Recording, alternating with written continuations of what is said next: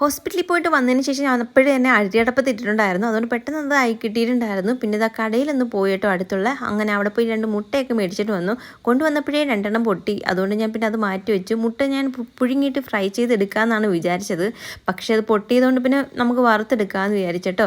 അങ്ങനെ ഇന്ന് ഉള്ളിത്തീയലാണ് വെക്കുന്നത്. നേരത്തെ തന്നെ മമ്മി വന്ന സമയത്ത് തേങ്ങ വറുത്ത് വെച്ചിട്ടുള്ളത് കൊണ്ട് നമുക്ക് പെട്ടെന്ന് ആക്കി എടുക്കാനും പറ്റുന്നുണ്ടായിരുന്നു. തലേന്ന് തന്നെ ഞാൻ ഉള്ളിയൊക്കെ പൊളിച്ചും വെച്ചിട്ടുണ്ടായിരുന്നു കേട്ടോ. അങ്ങനെ പെട്ടെന്ന് ഉള്ളിത്തീയലായി. പിന്നെ ഇതാ തുണി കഴുകാൻ ഇട്ടിട്ടുണ്ടായിരുന്നു കേട്ടോ.